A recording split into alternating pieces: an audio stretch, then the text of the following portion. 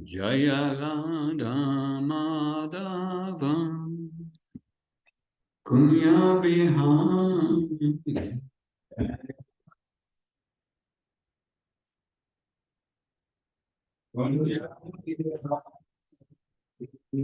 Jaya Radha Madhava Kunya Bihari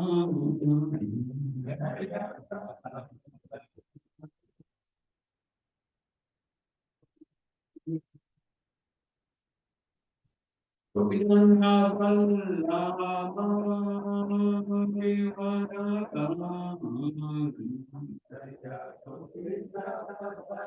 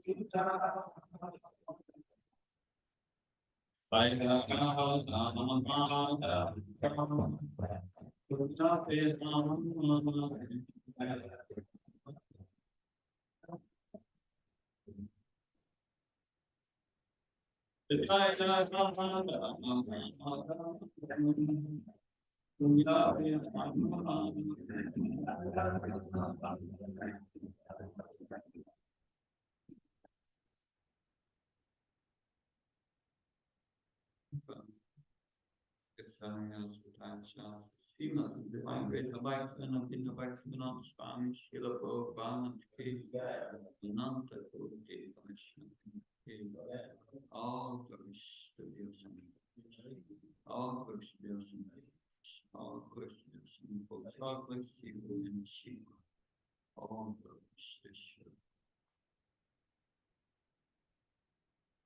This morning we will be reading from Srimad Bhagavatam, Canto 10, Chapter 49, Akura's Mission in Hastinapur.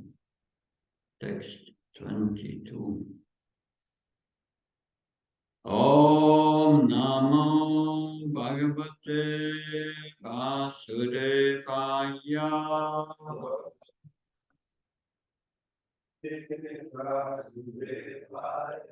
Om Namo Bhagavate Vasudevaya.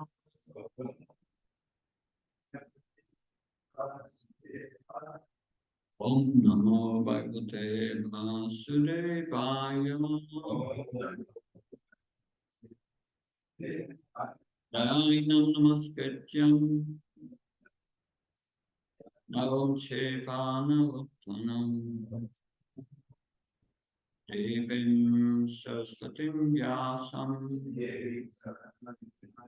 Tato Mudirayat Nastabesya Bhatresu Nityam Bhakta Sevayam Bhagavati Uttamasloke Bhakti Bhakti Naistike Adharmo Pasitam Vetam Dharmo Pashitam Vetam Agantyan Yelpame Dasma Sambhojaniya Padesam Alani Vachalakasam Adharmo Pashitam Vetam Agantyan Yelpame Dasma Sambhojaniya Padesam Shalani Vachalakasam Adharmo Pashitam Vetam Agantyan Yelpame Dasam Sambhojaniya Padesam Chalani Vachalakasam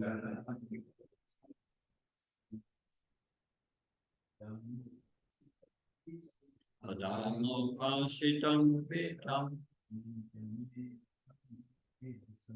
Agantyan Yelpame Dasam Sambhojaniya Padesam Chalani Vachalakasam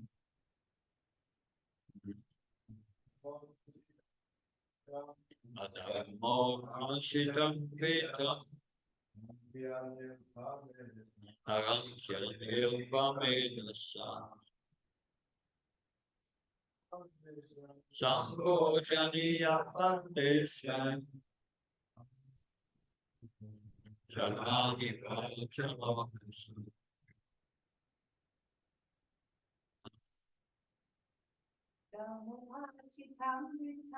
Adharmo Pashitam Vetam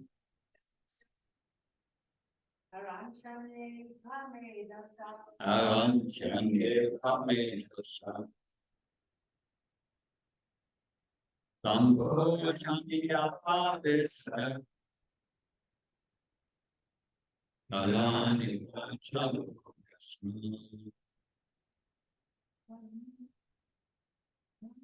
Adharmo Pashitam Vetam Agantyan Yelpame Dasam Sambhojaniya Padesam Chalani Vachalakasam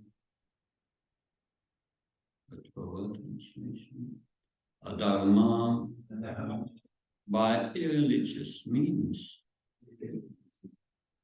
Upasitam gathered Vitam will Aranti steal Anye other persons Alpamedasa of one wish and intelligence Sambhojaniya as requiring support are designed by the false designation. Jalani, water, even as Jalaokasa, of a resident of the water, the fish. Translation and purport by the disciples of A.C. Bhaktivinoda Swami Srila Prabhupada Ki. In the guise of dear dependence, strangers steal the sinfully acquired wealth of a foolish man, just as the offspring of a fish drink up the water that sustains the fish. Please report. Please repeat. In the guise of dear dependence, strangers steal the simply acquired wealth of a foolish man, just as the offspring of a fish drink up the water that sustains the fish. About ordinary people feel they cannot live without their wealth, although their possession of it is circumstantial and temporary. Just as wealth gives life to an ordinary man, water gives life to fish. One's dear dependence, however, steals one's wealth just as a fish's offspring drink up the water sustaining the fish. In the words of Srila Bhaktivinoda Thakur, this world is aware about. Now, yes, this is the, and see, I have also the commentaries of my computer of the previous chance. Here.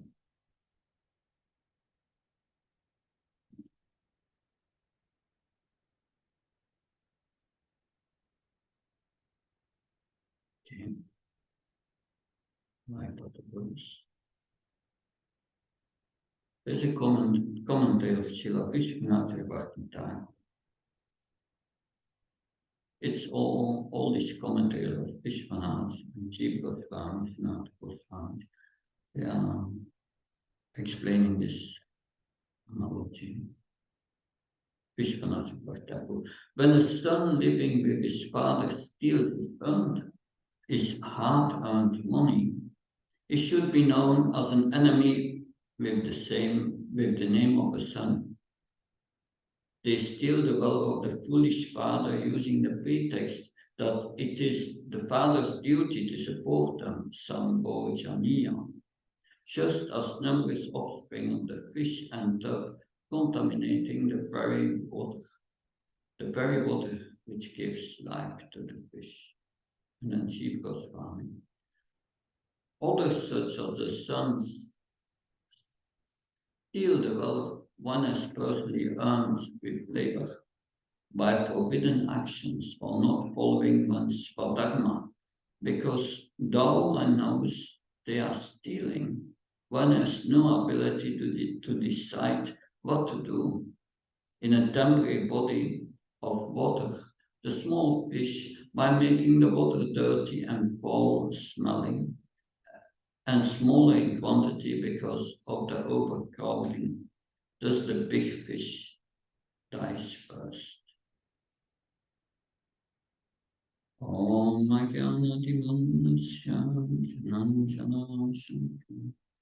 Yakshurmilitamina Tasmai Shri Gurave Namah Shri Chaitanya-manobhishtam Sthapitam Yena Swayam Rupakadam Dharati Shanam Tigam Abandiyam Shiyo Shiyoda Pandakam Shigam Vaishnavam Sham Shri Rupam Sagajatam Sakanaraganatam Vitam Tam Sajivam Sadvaitam Saduttam Vajana Saitam Sri Krishna Chaitanya Devam Shri Radha Krishna Padam Sakalita Shiksha Vitam Shah He Krishna Karuna Sindhu Dino Bandhu Jyatpate Gopesha Gopkakanta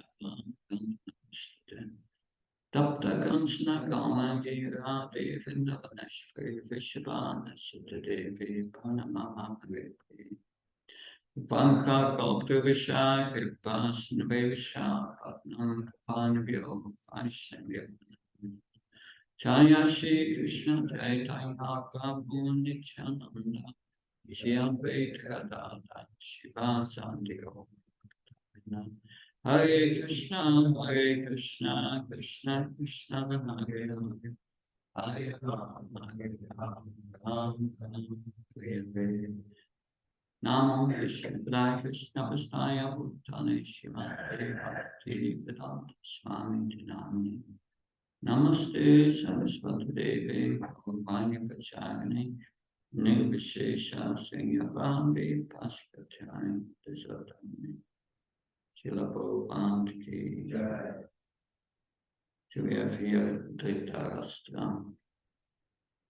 Dhritarashtra was born blind, therefore he could not be the king. And Pandu was on the throne because he was the next in line. But then Pandu died. And yes, Dhritarashtra was frustrated. He wanted to be the king. He wanted to rule the kingdom, but as a blind person, you cannot do that. Still, he wanted to be the king. And he wanted to be the king through his sons and rule the world through his sons. That was his plan. That he never came out over this frustration.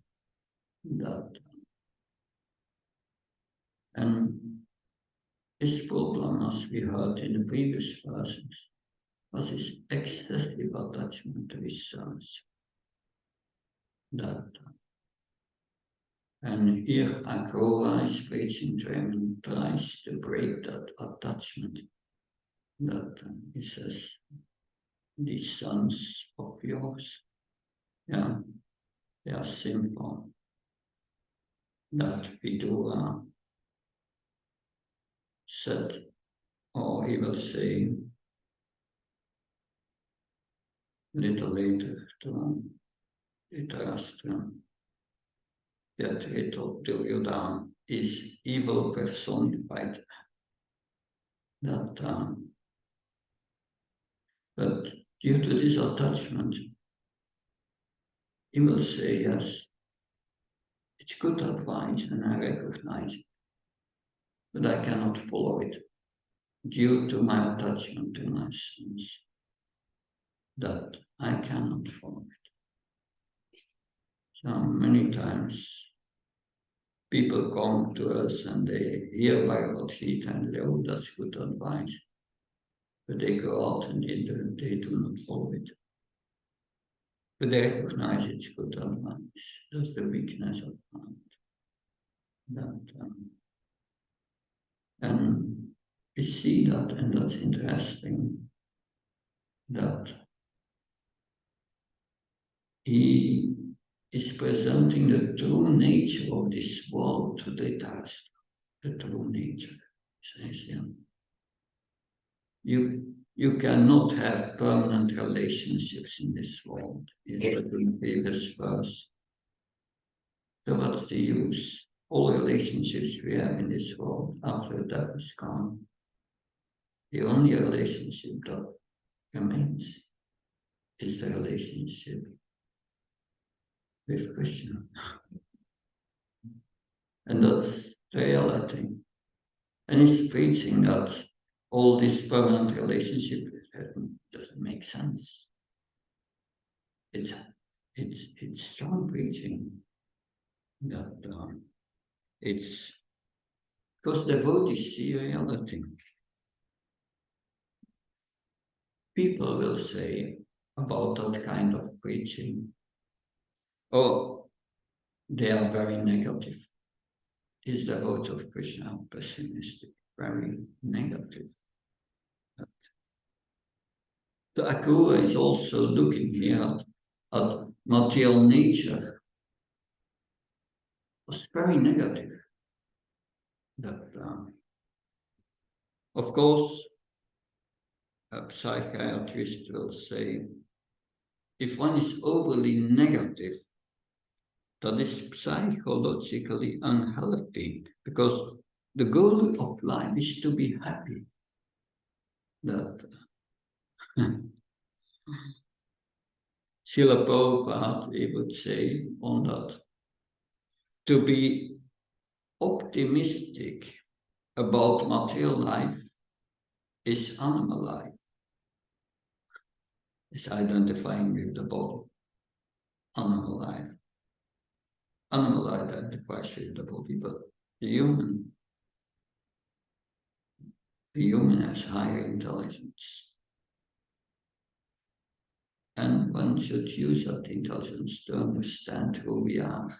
Otherwise, the word is mentioned. Alpa medasa, little intelligence. So Akura is saying you have little intelligence. His attachment to your sons, it's all impermanent. And what will they do? They will steal your wealth, which you have acquired with great labor. That is what happens. So what is the point here? The point is that we should not maintain illusory expectations of material life. No.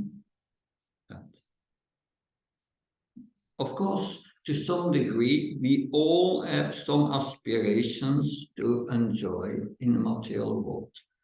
With devotees, that becomes more subtle, but still there. But it's not, we like pizza, but it's not such a gross enjoyment of the materialist. But anyway, we can recognize we have this attachment, that's all right. But our goal should be the truth. That must be our goal. Because if we don't have Krishna and developing a love for Krishna as our goal, then what will we experience? We will experience the defeat of material existence. And Akura has predicted him. You will have two results of your attachment to your sons. And the first result will be you will feel separation from them in this life. So he's predicting they will be all killed. And you will feel great separation in this life. And in the next life, you will go to hell. So devotees, they look beyond the illusory expectations, because beyond the illusory expectations of this world is the ghastly form of material nature. And we have Krishna is shown to Arjuna this universal form. But then he saw this universal form eating Duryodhana, Bhishmadev. It was quite ghastly. And that's the reality, the material nature. It's like this body is a nice skin, but remove the skin, what's after it, what's within? It's not so nice to see. It's ghastly. In this material world, one living entity is food for another. So life means struggling and danger at every step. That's life in this one. And we may think, oh, but for me, everything will be all right. But we see when Srila Prabhupada had to struggle so much, that material nature. Yeah. So there's a lot of hardship going on in the material world. We may be illusioned, like in South Africa, a lioness was attacking a village or whatever, and they had to kill the lioness. And then she found out that she was pregnant, and they had cubs. And they were raising them like children and playing with them when they were young. But then they grew up and they became true killing machines. And they had to kill them. So we can live in illusion, but we must live with the reality of this one. Krishna says in Bhagavad Gita, one who lives for the pleasure of the senses, mind, and tongue, likes, dislikes. One who lives like that, lives for nothing. It's all in vain. So this is the material nature is temporary and provides temporary results. In the 11th canto, we have the 24 goes. The story told by Dattatreya, a liberated sage, to King Yadu. And he told him how he became liberated and how he learned from 24 goals in nature. And one goal he learned from was the honey thief. And so the bees, they collect with hate and never all the honey.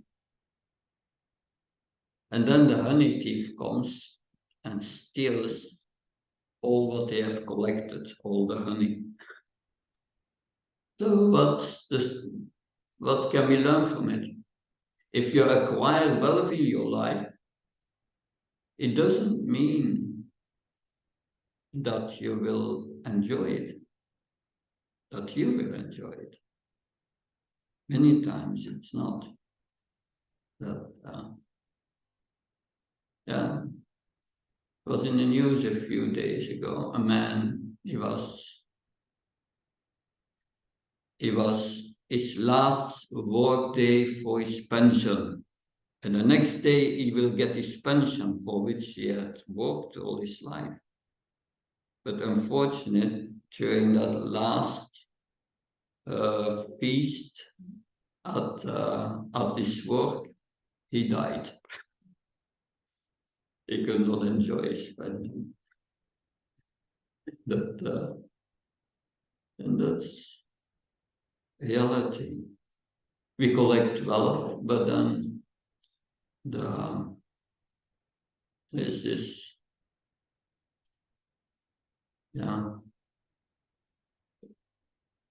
you collect your wealth, but then it's taken away. You get a divorce and you lose everything.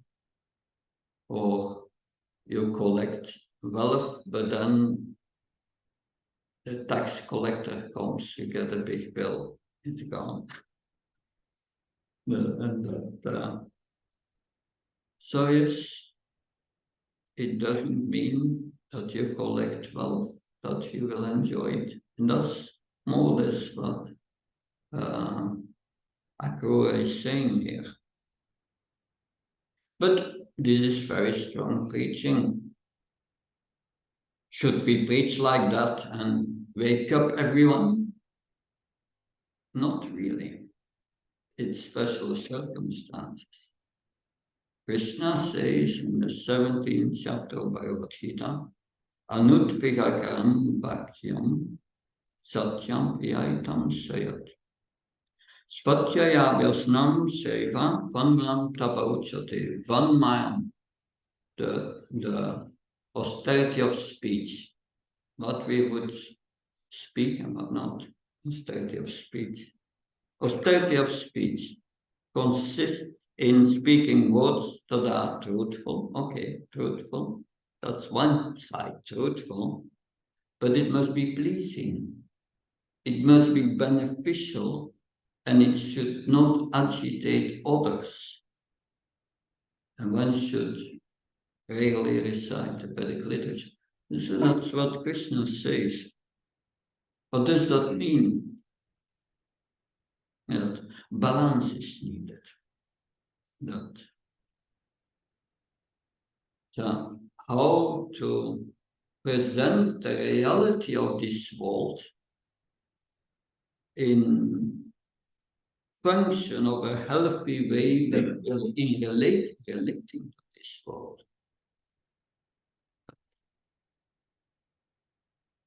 So the point is, you can preach to someone, but the question is, how much this person can digest the truth.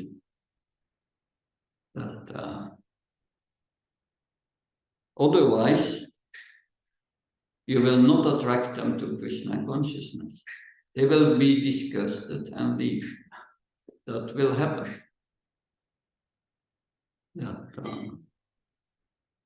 We see here Akrura is quite polite and careful how he presents things. But because Dhritarashtra was not ready, and he says also, I'm not ready for that. That's yes. Instead of Buddha, is Buddha. Yeah, later Vidura. So this is Akrura. Yes. But later Vidura will speak to him. That Akrura here is quite careful, right? Correct. Because he's not ready for it. And he says also, I'm not ready for it. But later Vidura will come, many 30 years later. And the prediction of Akrura will come out. All his sons will have been killed by Bhima. And then he becomes a little more receptive when Vidura comes. And Vidura preaches very heavily.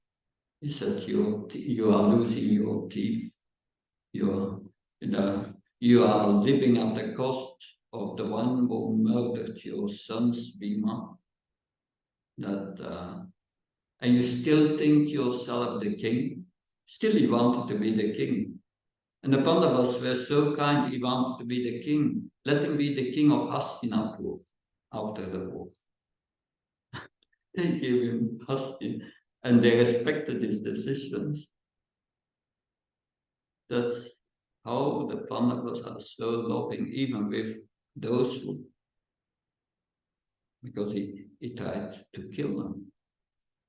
That's amazing. But yes. So the question is, how can we be mature in presenting this truth?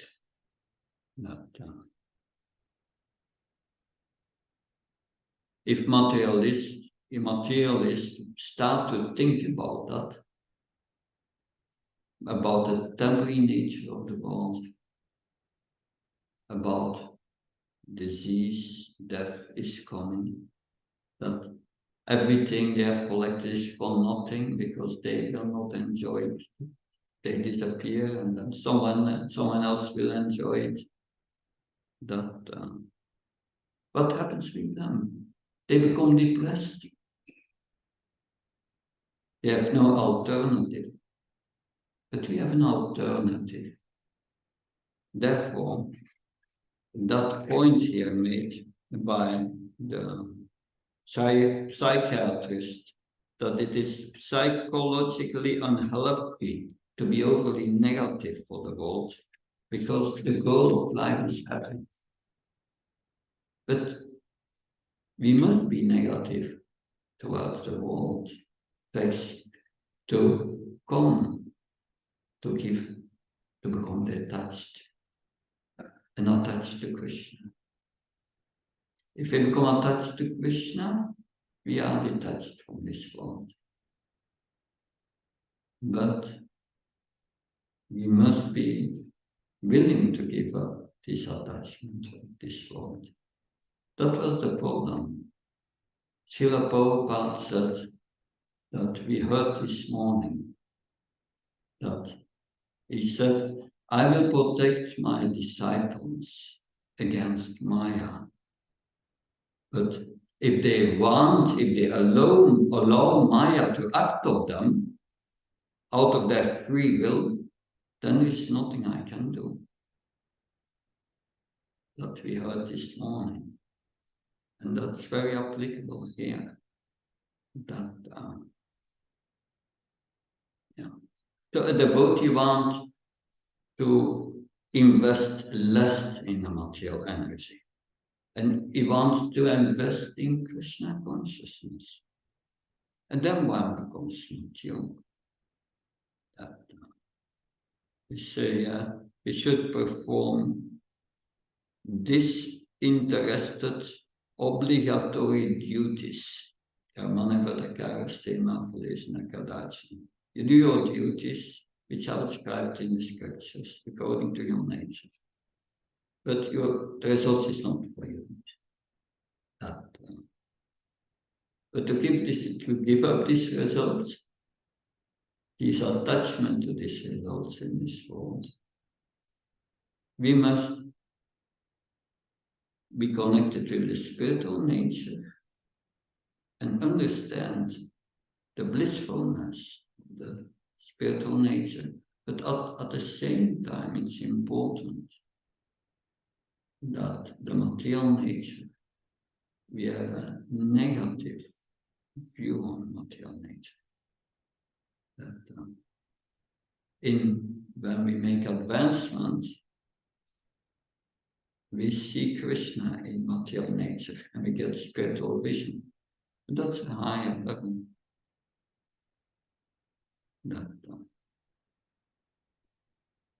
So then we get to understand frustration, anger. It's all useless. Because we see the bigger picture. We see the shelter Krishna. So the real war, the real war has to be fought in our heart. That remove the anarthas in our heart, this attachment. And we will be able to give up if we connect with Krishna. But to connect with Krishna, at the same time, we must be determined to disconnect ourselves from the material nature. So, therefore, the scriptures are teaching us two things. Material nature teaches us to punishment, to be detached from the material world. And also the scriptures tell us about this detachment. And we hear about that now. The scriptures tell us also about how to become attached to Krishna, which is much more important. But we have to hear both. And that's also explained in Shri Upanishad. That one must know both avidya and vidya at the same time. Avidya is knowledge of the material nature. It's temporary nature. It's that, and Vidya is knowledge of the spiritual nature. And we must know both at the same time, in Upanishad says. And then you can liberate yourself. That's also in Bhagavad Gita. We must know what's binding, what's not binding. And with this knowledge, you can liberate yourself. So for this, we need spiritual intelligence. And that spiritual intelligence comes to us in 3 ways. That comes to us to the scripture, that comes to the spiritual master, and that comes to us through realization to the heart given by Krishna, to the heart. The Dhami Buddhi Udintam, Krishna says, if you perform devotional service, he gives this realization to the heart. So these are important lessons we learn here. And but these lessons we find over and over in the Bhagavatam.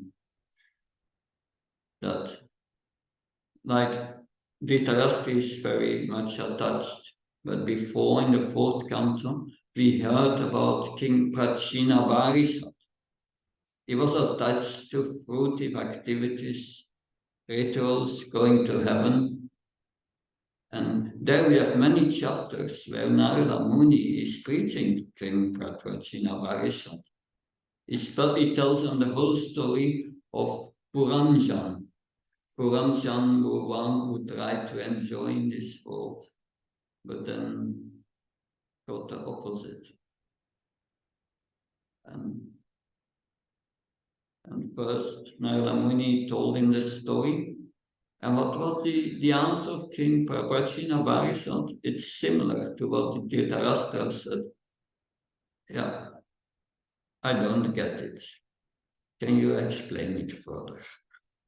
And then again, two chapters in the Bhagavatam, it's explained further in detail. And finally, at a certain moment, he got it. He was a king. He got the point, and he had 100 sons. He had sons, more than 100, I think, called the Pachitas. And they were doing austerities under the guidance of Lord Shiva. And they were supposed to following up that various, but he didn't wait for them. He just left the note and left to Himalayas to perform austerities and perform devotional service, and he went back to God. So there are many teachings like that. Dhruva Maharaj was also very much attached. As a whole story how he became attached to Krishna. So these lessons are especially how to cultivate this detachment by knowledge in the 1st canto of the Bhagavatam. And we need to hear that. Because when the heart is impure, you come to the 10th canto, you cannot understand the spiritual nature. That Krishna can only be understood with a clean heart, pure heart. So that's what I could say on this. Any questions?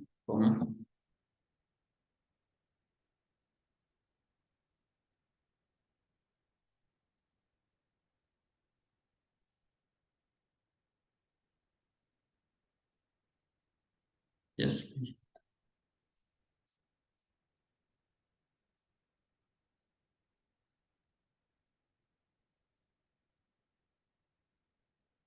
I'm just again wondering about Dhritarashtra and that tendency that we have, because although he be understood. Like you said, the king perhaps he understood it, and then we did the devotional service, but somehow we hear it over and over again, and we kind of understand it in some level, but at the same time, many times we even understand it and still not follow it, or, I mean, knowingly, or sometimes unknowingly. I mean, it says, Prabhupada mentioned that some, I think it's Bhakti-Vinod Thakur, Prabhupada quotes, it's, if you know something and you don't follow it, consciously committing suicide. It's taking poison knowingly. That's presented in some. And that we keep doing, at least we keep doing that, because otherwise, just chanting once nicely, it would make a lot of abundance, probably staggering things. And good advice you can give us. Yeah, that's true. Therefore, Krishna says in Bhagavad Gita, my devotee, even if he does some abominable things, still is sadhu, is my devotee. And that means, Krishna says in Bhagavad Gita, Mama Maya Duracaya, it's very difficult to overcome my material nature, Krishna says. But Mami Vaye Prapanchante Maya Maitam Tantite. But if you have surrendered to me,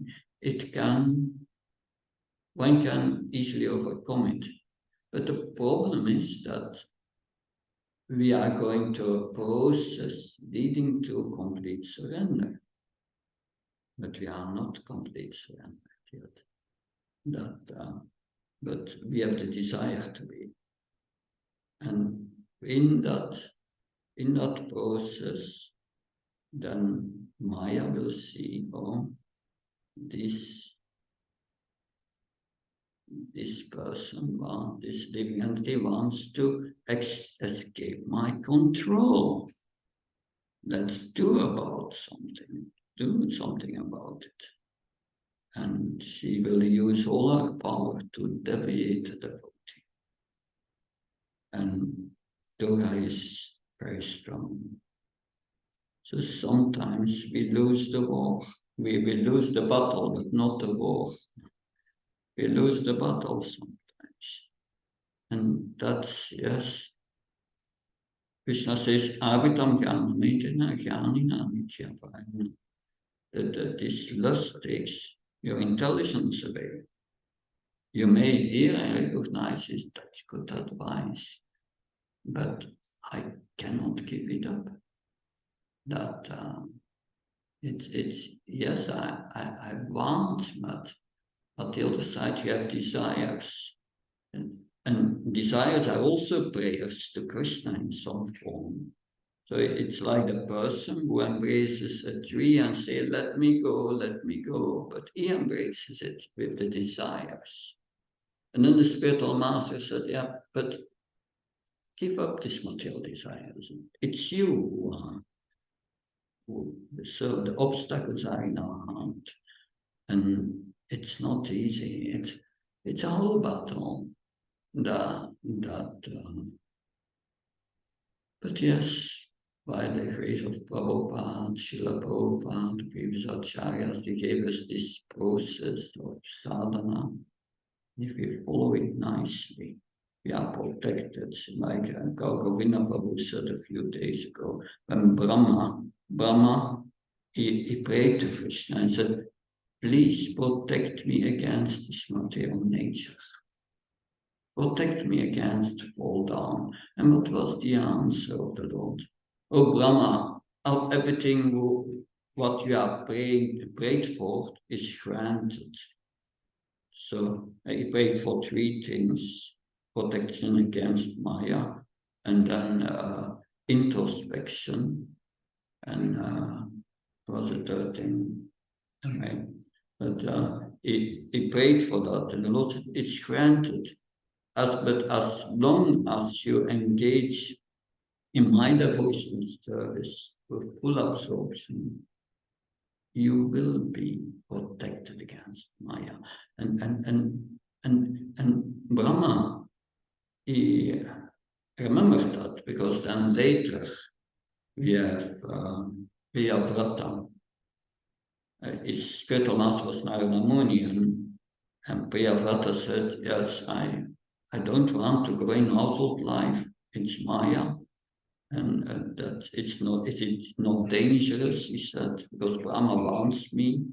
And then Narada Muni said, yes, you better remain a brahmachari.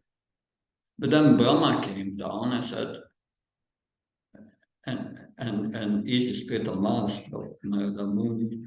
And then he came down and he instructed Priyavrata, you become the emperor, a household. And he asked the same question to Brahma. Is that not dangerous for my spiritual life? Isn't it not better if I remain brahmachari? Well, Brahma said, I got the order of the Supreme Lord to populate the universe. And that's my devotional service. And I give that same service to you for Krishna. As long as you focus on that service with devotion, you will be protected. So that's interesting. That, but then you will be protected. What does it mean? How do we do that?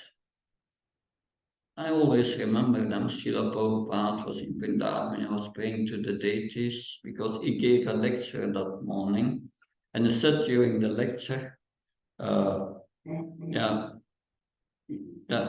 he said in some way to the devotees, you should be afraid for Maya, for falling down, because you can fall down, I will not fall. But then later, after the class, was praying to the deities, and one devotee asked Prabhupada, what are you praying for? And Prabhupada said, I'm praying to the deities to not please let me fall down, because I do not fall down, because I'm always praying like that. So we should be afraid of Maya, and therefore always take shelter of Krishna and praying, please protect me. And yes, that's what Prabhupada also says. If you have that attitude, then I will protect you, but don't give way to Maya and do all these things voluntarily. Because that was the problem also with Bharat Maharaj. Bharat Maharaj, he was on the level of Bhava. But what happened? Why did he become a victim of the attachment to this deer? Because he voluntarily gave up his sadhana. That's what Prabhupada and the previous acharyas saying. So as long as we have our sadhana, we come to the morning program, we follow Prabhupada's program that he gave us, we are protected. But you deviate from that, and Maya is immediately there. I don't know if that helps what I'm saying. I was thinking, now you mentioned Bharat, right again. There was also one mention that he didn't have association with others. Sure. He was alone. That is what my Guru Maharaj always explained, Bhakti Maharaj. He said, you have one stick easy to break, but you have many sticks. If you are in association of the student, if you are alone, Maya will get you. But if you are in association of devotees and many sticks, difficult to break. And the association of devotees is our protection. That, I experience myself life. I'm traveling so much. Sometimes I stay in places where there is not so much association. But therefore I decided I want to be in Radhadesh. I want to be here every morning. and not miss the morning program. That it's still different than seeing it on the internet or doing it yourself. Association is very powerful, and the holy place also. The 5 most potent items of devotions, service, Bprs, if we are connected with that, and the morning program is around these 5 most potent items. It's hearing the holy name, association with devotees, deity worship, chanting the holy name, hearing the scriptures. Yeah. Something else? Yes.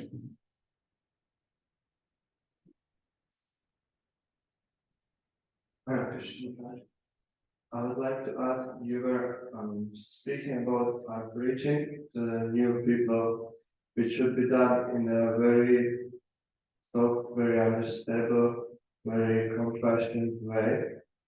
And my personal case was when I met devotees, it was more like strict, like we just suffering here and wasting time, we just serving Maya. So I at least develop certain respect or understanding of value of the devotees of this movement. But what is my experience now when I observe a little bit the modern preaching, that is, you will just sing this Mahamantra and you will become happy. So I observe that there is a lot of this appreciation for the devotees, for the movement, and the new people, they are becoming very casual with devotees. They doesn't consider them as someone who is really surrendering their life towards Supreme Personality of God. They doesn't have such a high understanding of the absolute truth. So they're becoming more disrespectful, and so I'm trying to understand how to still stay in the mood to preach them in a compassion way, but still to hold on of that they will be aware of the value of the movement, of the value to being here, of value of devotees, value of Yeah, if we attract new people, like during the Sunday feast or something, it must be a happy experience. That people feel attracted. They don't speak about all these things we have here on Makrola. That's definitely, it's also in the 10th canton. But once they are attracted, they have to be educated in spiritual life. And then gradually, you should have programs to integrate them. That's like there are courses on the 5 most potent items of devotion service. How do they perform devotion service? That first. But then comes Vaishnava etiquette, and then after that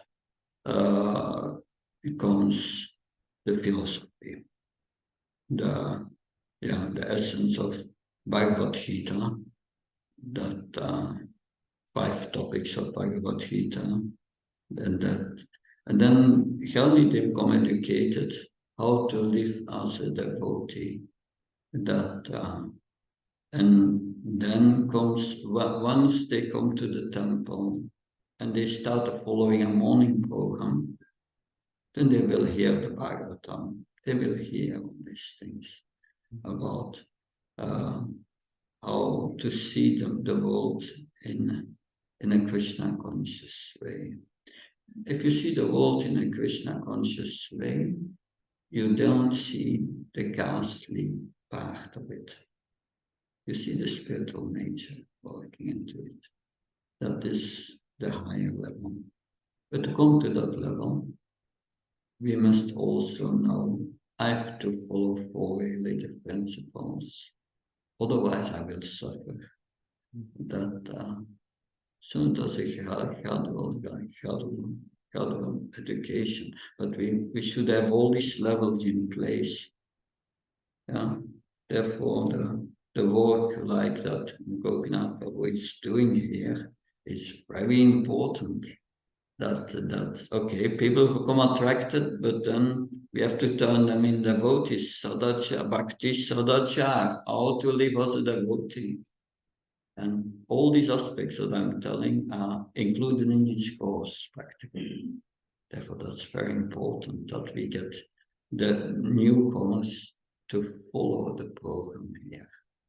And Radhadesh is a beautiful place and the best environment to do that. That's my opinion. Is that how? Yes.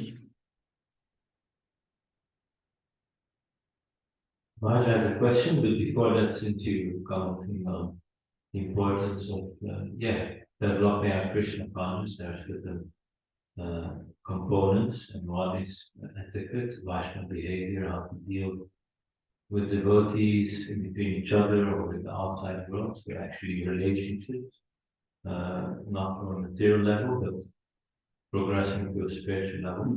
So my question is, in an ideal scenario, someone gets trained when they come to the temple, generally because they stay in the ashram, but nowadays the larger, actually not the larger, basically almost everyone never joins an ashram, never lives in a temple full time.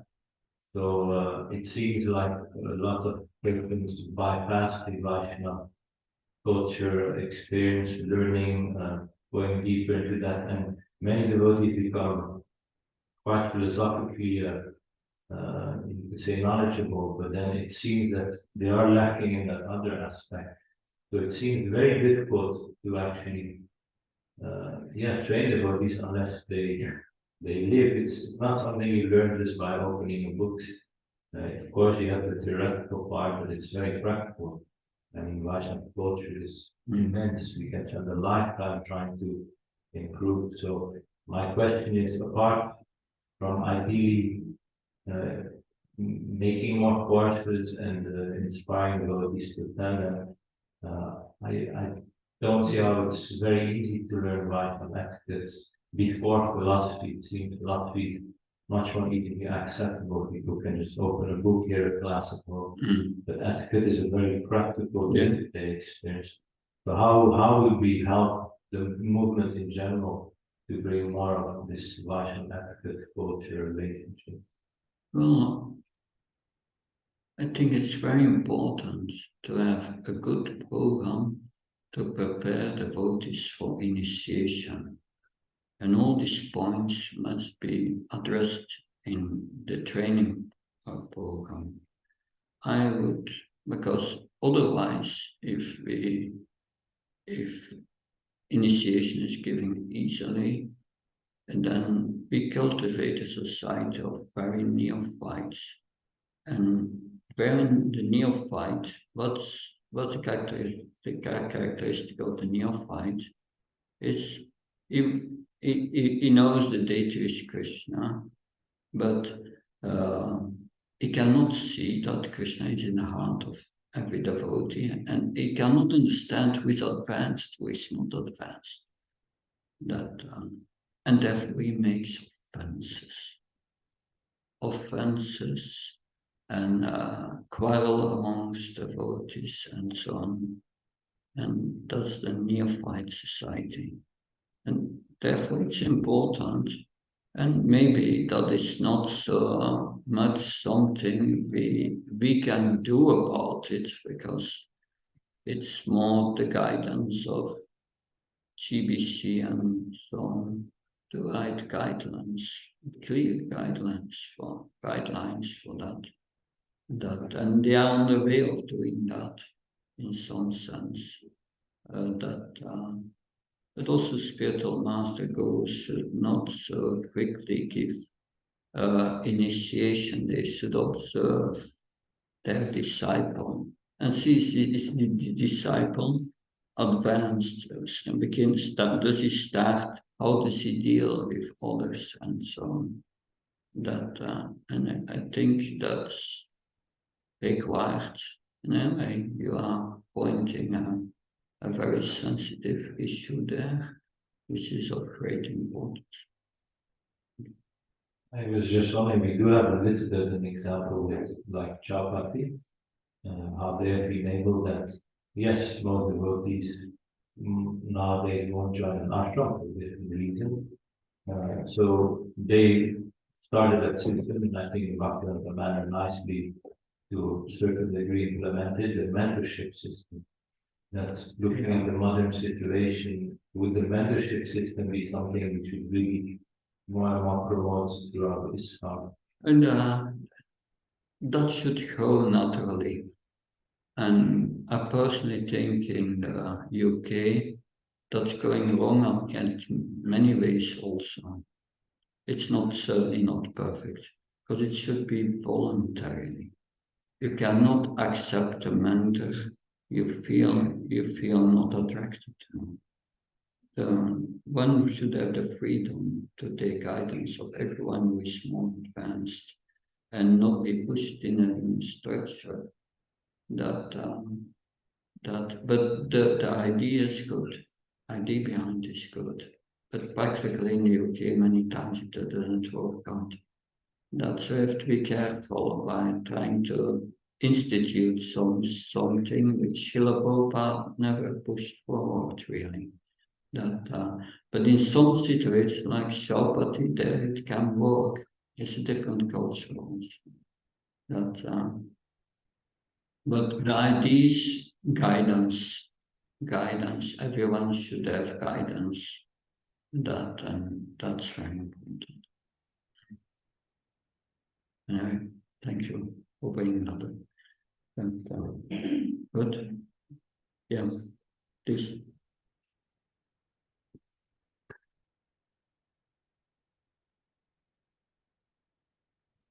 I was thinking about the affection interested having this feeling. And then it was allowing them to do whatever they did, but still, he supported them. The affection on his side was always there. And I was thinking about the Pandavas, how they relate to the family, also with affection, but no identification. Yeah. In both cases, there's no rectification. And then I was wondering how it is like, because the rectification came from Krishna. It didn't come from them. And then I thought this is love. Krishna was rectifying them for their benefit, both respective and both situations. So then I was wondering, because sometimes we have it also in the day-to-day that we have fear from rectifying others, even for their benefit. So then, is it love or is it sanctification or not to understand that? Well, thank you. That's quite a subtle point you are making. But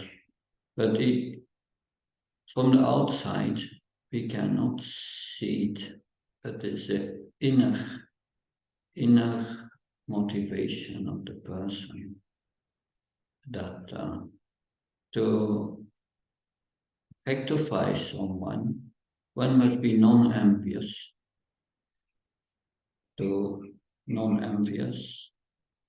And must do it to assist that person in one's spiritual life. So these elements should be there. But there's a third element. One should be senior. And another element is the person you are rectifying must be willing to be rectified by you. It's quite subtle on this point. And you must be really expert to apply it correctly.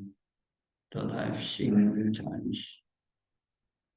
I tried to correct certain persons, and I was willing to assist them, and I thought I had all these conditions, but then the person was not ready to be corrected and felt discouraged.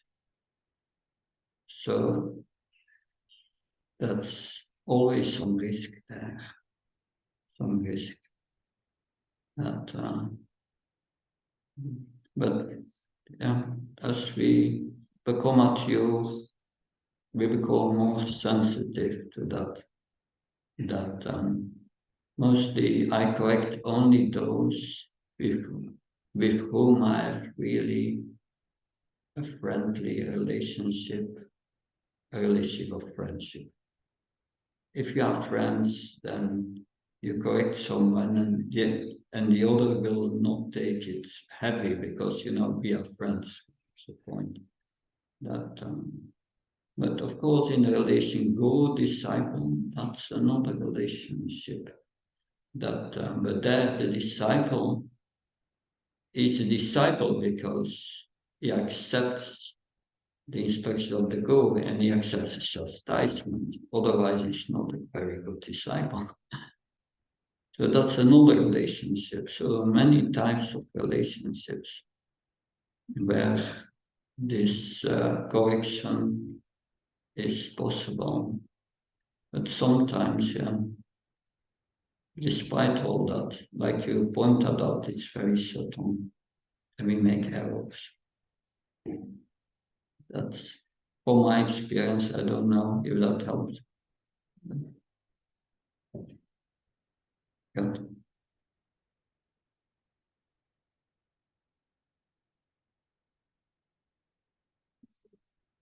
Yeah, just about this seniority.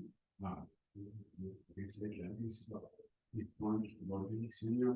I don't really understand it. So surely if you have 1 second more, then we decide like all are the same age somehow. But if you decide almost 1 second more than me, I think you must respect.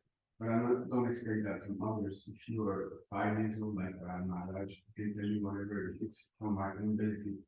If I take it wrong, then it's my fault if I take stuff wrong. If it doesn't make sense, I try to digest it if it doesn't make sense.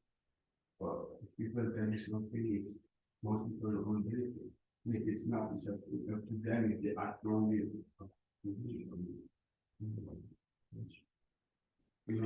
Yeah, that's seniority has different aspects. Michael much explained.